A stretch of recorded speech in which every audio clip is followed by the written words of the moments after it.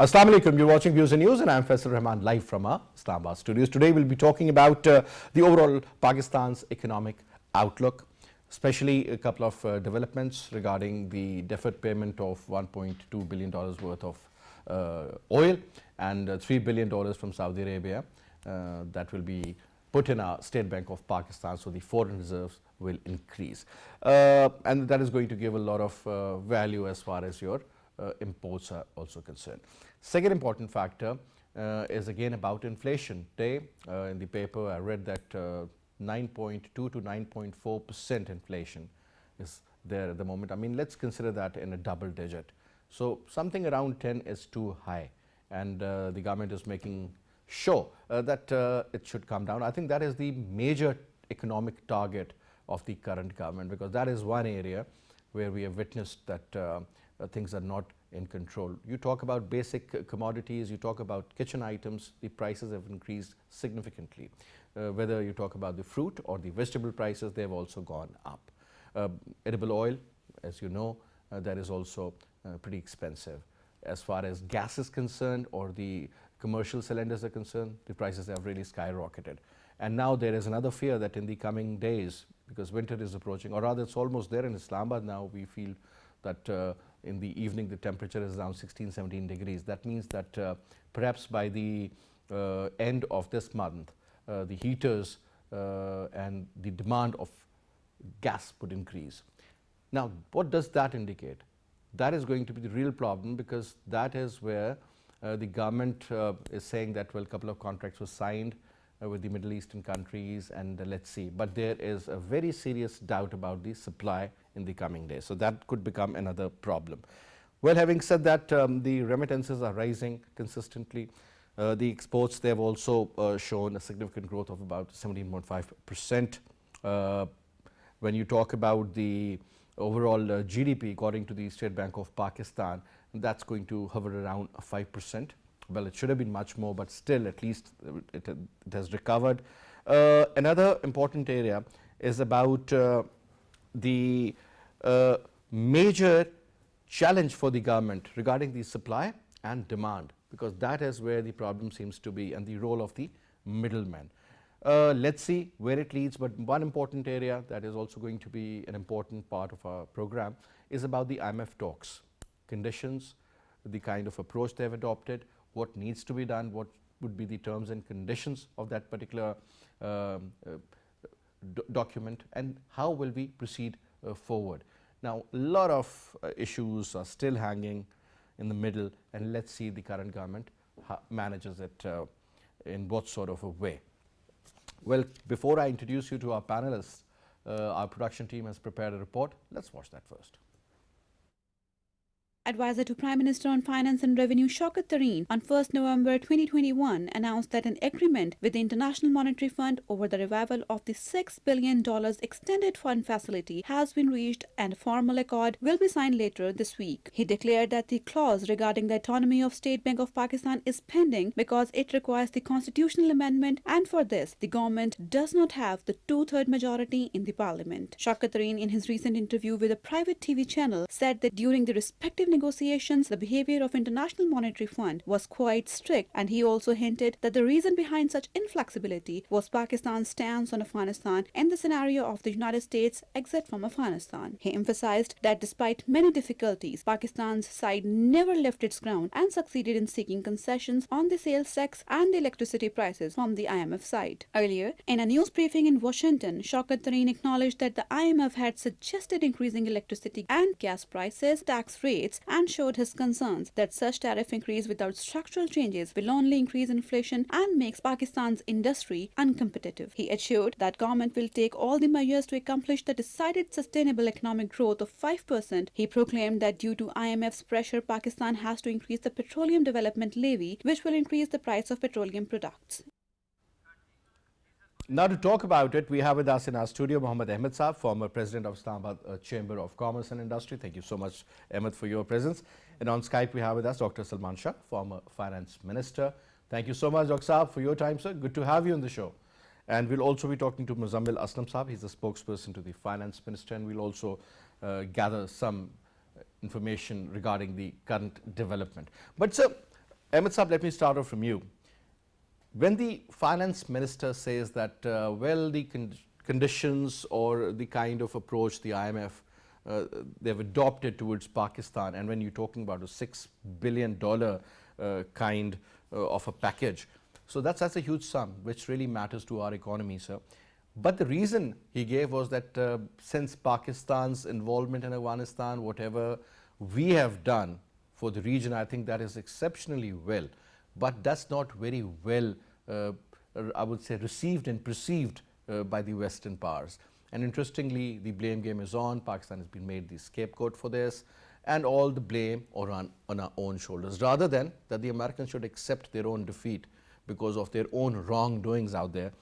It seems that the IMF control and I mean decisions taking at that, I mean being taken at that level, perhaps are more political and diplomatic in nature, rather than what you show them in black and white. Your take, sir. Well, very well crafted, very well said. I think you have summarized everything in one. Particularly what we see, this has been politicized and imposed on Pakistan in a very different manner. I mean, this is, let me re-emphasize on this. This is not, Faisal, this is not the first time Pakistan has gone into an IMF program. Correct. We have seen many IMF programs in the past, but this program, an unprecedented situation what arose in Afghanistan, has really shaken. And as myself being a businessman, industrialist, the economy has shattered. We, first time in the history, we do not know what is the certainty, where the direction, which way the direction economy is going. The strict conditions, I must add one more point of FATF in it. The imposition in fact, of, I was just writing that. Yes, yes. That has actually, the trickle-down effect of that FATF has shrunk our economy very badly. No doubt, we have, alhamdulillah, acknowledged and we have achieved 26 points out of 27 what they required. I mean, they should, instead of just owing only one phrase of one sentence of appreciation and not giving leverage to Pakistan, who has done miraculously different approach towards achieving such goals in a short span of time. We must appreciate the government, what they have done. But so that means that, the international superpowers, they can practically interfere as far as the decision making of the international financial institutions are concerned, or the credit rating agencies are concerned. They have put Mali and interestingly even Turkey in the grey list now. Unfortunate, the strategic location of Pakistan, where Pakistan is situated, the neighboring countries, what is happening with China, the political pressure on China, then India rising as being the superpower. Yes, we have to see, but unfortunate is this, that IMF program, it should be very crystal clear. A government will, obviously, it's a bad saying, but when we demand, beggars can't be a chooser. So simple. We have to come out of this phrase somehow or the other. Then so we have been hearing this for such a long time, but when? Ever since I was born, honestly speaking, I mean, there's this Urdu saying that Pakistan ek nazuk daur se guzar raha hai. So the point is, sir, how long will this take, sir, to get out of that? Babin, it's the same, unfortunate, but there are many different factors what we have to talk about. I mean, we have to see the taxpayers are not increasing. We're still standing at 2.1 active taxpayers list. How much more you can shrink down? You have already, squashed and, you are trying to squeeze, but you're squashed. And interestingly, the gentleman on Skype with us is none other than Dr. SALMAN Shah Saab. And during his time, I remember when he was looking after the finance affairs, our growth rate went up to 8.5%. And I still remember the policies adopted, and there was such a great cohesion, and the way they were moving forward was amazing. And we all thought that now actually Pakistan has taken off, and we were much ahead of countries like Vietnam, for that matter. We were really becoming the Asian tigers. But Dr. Saab, I still remember when you were serving as the finance minister, even prior to that as an advisor to the Prime Minister. Interestingly, Shaukat Aziz Saab at that particular time period said that, I remember his statement in Urdu, "Humne kashkol tod diya, IMF ka kashkol tod diya." Sir, where did we go wrong? Then we have to get back to IMF, and obviously we do understand that as a developing third world country, you can really get benefit as far as your structural reforms are concerned or otherwise. I mean, these institutions are meant for such activities. But sir, now it seems that the burden is too much on the shoulders of the nation, sir. Will we be able to bear that, sir, or is it too much for our own spine?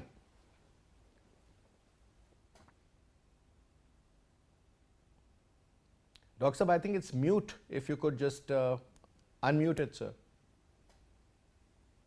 Yeah, I was saying that Better. where we went wrong was that for the last 10 years, we had lots of opportunities to reform, but we did not reform.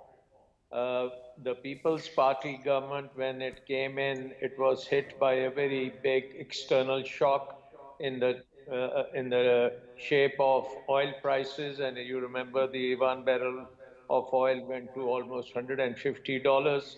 And that killed the economy, and it also meant that the People's Party was not able to handle it. There was lots of problems. There was stock market crashes, and then we had an IMF program which could not be implemented because I think the value-added tax at that time was what the IMF was after, and we could not deliver on that, and ultimately that program was abandoned. And later on, when the oil prices came down to almost $20 and $30 a barrel, that happened during the time of PMLN. And instead of using this breather to actually reform the economy, we just squandered the opportunity. We piled up lots and lots of debt. We kept the exchange rate artificially low. We did not build up the reserves. In fact, we spent billions of dollars just to shore up the value of the rupee. And the result was that we ended up in a debt trap, and the external debt crossed almost $100 billion. And its debt servicing is now a very big problem for us. And on top of this, we turned the economy into an import-based economy. We turned the economy's energy sector into an imported energy sector. For every power, we have to import the fuel, and most of that fuel is now on fire. I mean, there is again an external shock. The oil prices have gone from $40 to $85, and some say it will go up to $100 and maybe beyond. And we are again in a shock that how do you finance your energy imports? And on top of it, we have not paid attention to our agriculture or the real sector, the manufacturing sector, and the services sector, and all of them don't have that kind of productivity and efficiency and competitiveness that they can compete in the world.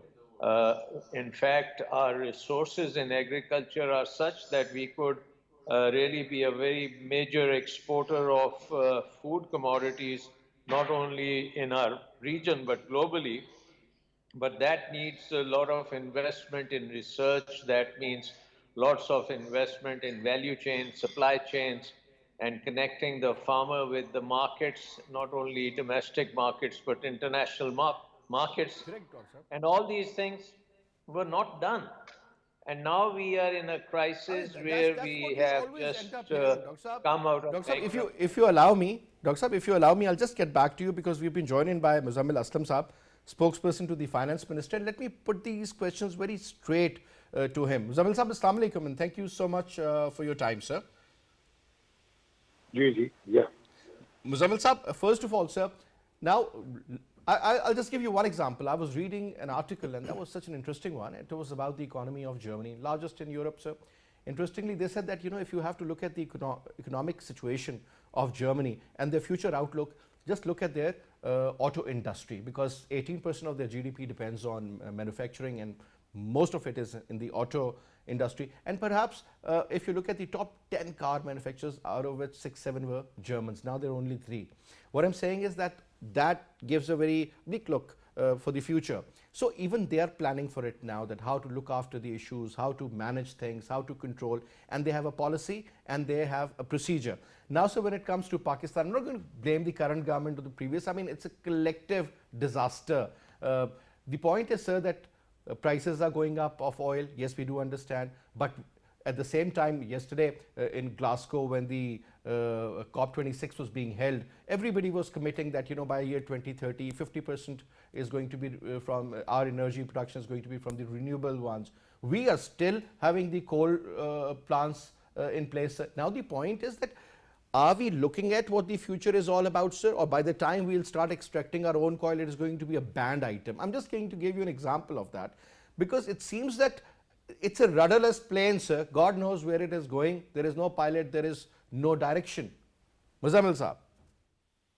Okay, the point is, I'll give you another counter argument. I was reading somewhere, again, as you mentioned, you were reading also. They said it is it is not, fair with the emerging countries like Pakistan or developing countries like Pakistan to follow the footsteps of the developed world, because they have already the economic head start, they have buffers, they have wealth, and they can afford to have more hygienic, climate friendly, energy resources. In comparison, countries like Pakistan, if you push them to go for the clean energy, they don't have proper resources to finance it. So that is the one perspective. But I was reading this and I somehow partially agree with this. Secondly, if you look at the things, the world has went so far in the pursuance of the clean energy.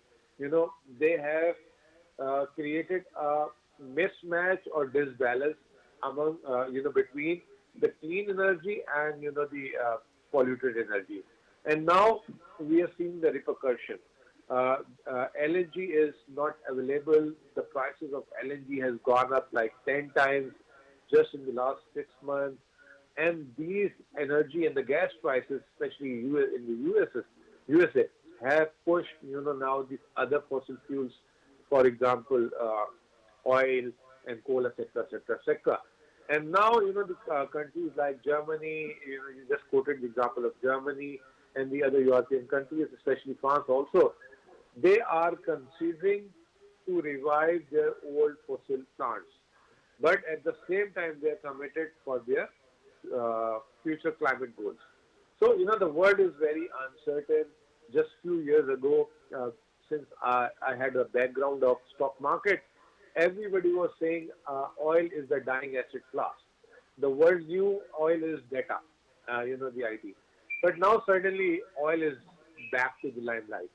And people are, behind OPEC and other countries for the, more production, etc., etc.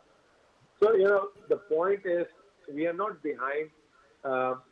In my view, in Pakistan, the government has already introduced the EV policy, have given a lot of incentives if somebody want to build EV cars here. Already the hybrid car policy is in process. Already, if you import used hybrid car, you get 50% duty concession.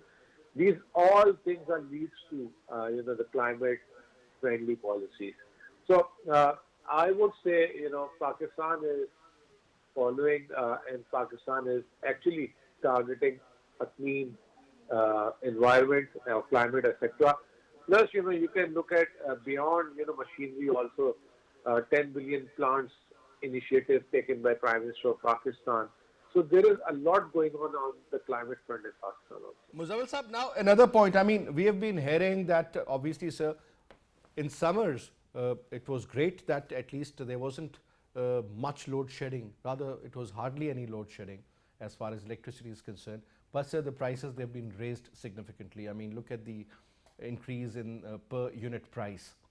Then, sir, talking about the petroleum products, obviously they affect the entire chain, and inflation is right in front of you. These are the government figures, 9.2 to 9.4%. It could have been higher, or perhaps it is higher, sir. The point comes here, sir, that now we have been hearing that there is going to be an acute shortage of gas in winters, and we all know that the supply really multiplies in that particular time period. Any backup plan to manage that, sir? Do we have a contingency plan in place to look after these kind of issues and problems? You know, the world is under severe energy crunch. China, have asked their factories to shut down or curtail their production because they are not being able to get the electricity. We are witnessing load shedding in India also. So already, the countries who are very rich in resources, they are witnessing these kind of thing in this energy crunch.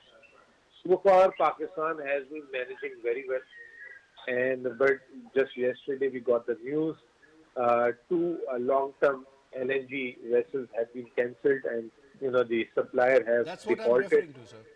Yeah, and that is abrupt. That is not something which one can blame on government. One can put blame on government. That is abrupt, but I'm sure the Ministry of Energy will come out with some alternate. But definitely, we have to share responsibility with the government also, given the energy prices are very high. For example, let me quote you the example. The ship we're supposed to get, LNG ship we're supposed to get, it should be around $30 million. Now, the supplier have defaulted, so he needs to pay $10 million due to the default. But if we get the replacement ship, we have to pay $100 million. Got it. For the country like Pakistan, paying $100 million, which is $60 to $70 million extra what we supposed to pay, is not going to work for us. So we as a society need to So conserve perhaps that energy. means that the way our decision makers, the way they have looked at the problem, wasn't the right and appropriate way, sir. And secondly, they could not forecast the future kind of turmoil. And that's why we are endicam here, sir. I disagree. They have arranged the required amount of energy, but what if somebody has backed out? This is not in your control. So I don't think so. That is the flaw on the government part. And and we are not the outlier. Also, entire world is facing the same crunch. In fact, the world is witnessing the load shedding and the power cuts, but so far this has not been the case in Pakistan. Let's hope they get out with the plan, but obviously it will be a tough one. All right. Last quick comment, Muzammil Sahib, and that is about the kind of oil facility that has been provided to Pakistan by the Kingdom of Saudi Arabia. And again, $3 billion in a State Bank of Pakistan as a reserve. Now, what sort of a cushion will that money is going to give to our economy? And especially when we talk about the energy sector, sir, deferred payments of 1.2 billion. I think it will provide the stability to your reserves, number one. Number two, if in case the energy prices will remain sticky, so you will have something to pay. So if you go back in 2018, the government at that time have increased their, they had increased their current account deficit, and they didn't manage to arrange the flows. The good part of this government is now the current account deficit is going up, but they are keep on arranging the funds to sustain this current account deficit. Also, the other interesting thing is, since the prices are going up, the government is taking a prompt policy actions, which is now resulting into the decline in import bills.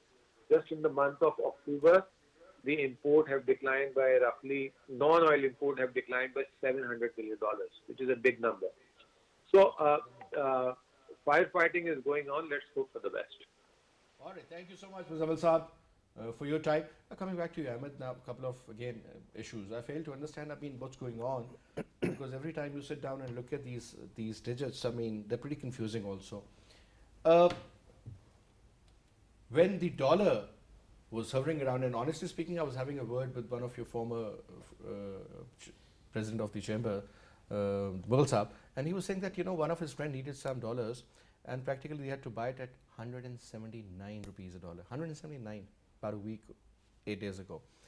Now looking at that number, it's unbelievable, and this is exactly what is happening because there's a shortage of dollars in Pakistan, and everybody, I mean, especially when you talk about September, October, these are the months when you need foreign currency. Most of the students are going abroad. I mean, that is just a very minor portion, but I'm saying in general also, the closing is taking place of the quarter and so on and so forth. So over here, sir, when Raza Bakir Saab says that, it's good that the whether you call it dollars getting stronger or rupees getting weaker, it's good because, it is going to help in our exports and it's going to help the people living abroad. The point is that the people who are living abroad are in fact in a much better position than most living in Pakistan. And interestingly, those are the savings they're sending back to Pakistan. So they're living a decent life. That means, over here when you talk about the current situation, the inflation and so on and so forth, sir, I mean, one thing which really worries me is about what about our own people living in Pakistan, sir?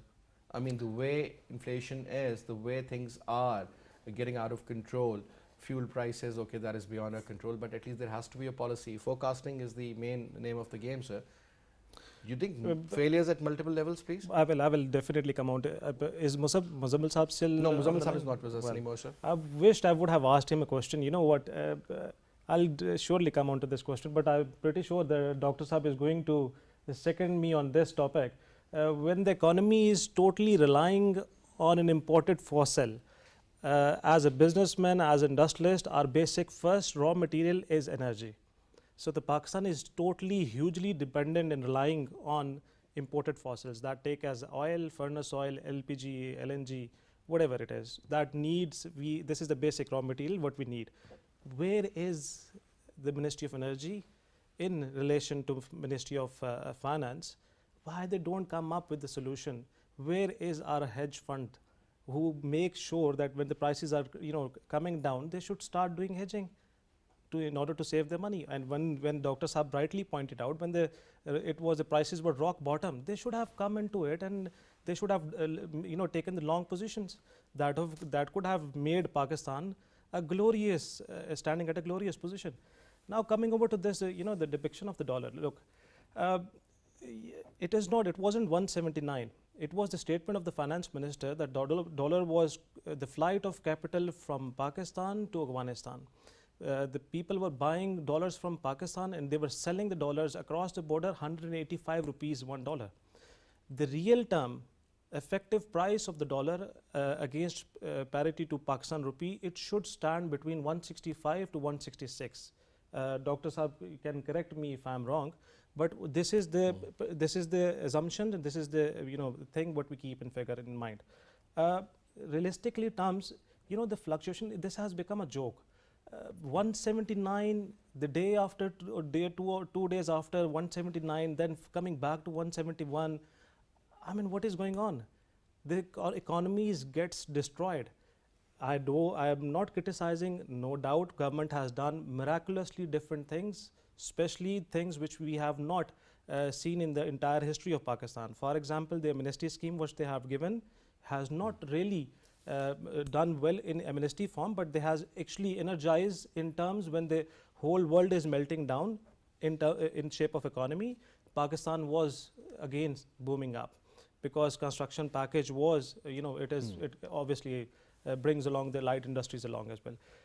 But what we need to see, in the broadened picture, what we are seeing, what we foreseeing, how to take orders. I'm very confused on this matter. How we are going to do export? The increase of the exports are relying again on things which we do not have. The shipping lines cost, where the container got acquired for $2,000. Doubled now. Now, not even doubled. Where you used to pay $2,000 a container, they're demanding $11,000 a container. Where is going to come out the export? The value addition is already not there. Until how long the government is going to incentivize these, giving these incentives to other departments like, these textile sector or other sectors, subsidies, I must say. But as far as if I rephrase all this into one sentence, the most unpredicted, unprecedented situation the economy is going. The business community is hell confused which direction to go I mean, forward. what good point. I mean, Dr. Saab, Dr. Salman, now the question is that, whether you talk about physics or you talk about mathematics or you talk about economics, I mean, there is this very important component, and that's called K for constant. So if things are not constant, sir, when you have this fluctuating oil prices, when you have no surety where dollar is going to go, and primarily this seems to be the major problem. But Dr. Saab, I would like you to answer this in detail, that how to look after such affairs, such economic issues. After the break, once we'll be back, sir, I would like you to, in fact, answer that. We'll take a short break. Stay with us.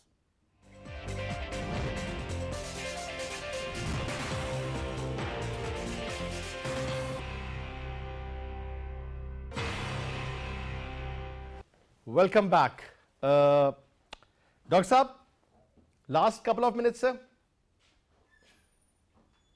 Well, I think we are going through a very tough time, and we have to make everything count. The main thing which happened with the Saudi aid is that it sent a very strong signal that Pakistan's has support. Number one. Number two, the probability of default has gone down considerably, and that reduces the uncertainty. Uncertainty is a killer, and therefore I think that with this kind of support, and if we are able to manage the IMF program also, then I see a very strong rebound by the economy. Already this year we have done 4%. In the current year, we could easily touch 5%, and by 2023, we'll exceed almost 6 to 7%. So right now, we are going through several crises, including the COVID, including an external shock of commodity prices, energy prices, and at the same time, we have to go through a very strong structural reform program where we deregulate the economy as much as possible and facilitate the investment. Investment is what we need, particularly foreign investment, beginning with the overseas Pakistanis. Every time they send remittances to Pakistan, it makes our economy better, it makes our reserves better, it stabilizes our economy.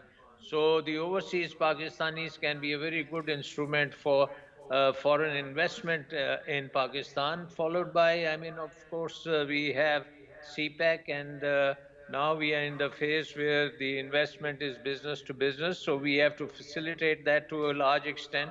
And I think over the next year and 2 years, we should be able to achieve the targets which we have set for ourselves.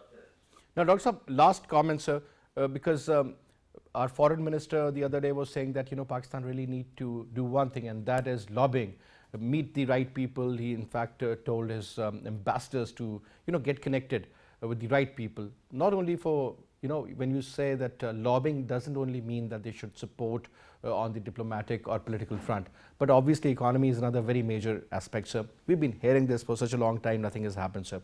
Every government claims so, doesn't do much. Secondly, sir, when we talk about looking after the virgin markets in Africa or in Latin America perhaps, or now Central Asian states all the way up to the Eastern European countries, nothing much.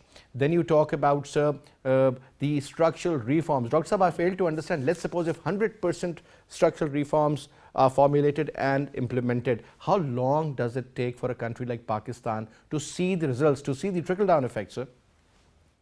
I think the first thing is the financial markets. I think if you get the financial markets on your side, it reduces a lot of uncertainty. It brings in lots of investment, and Pakistan needs investment. Investment is the engine of growth.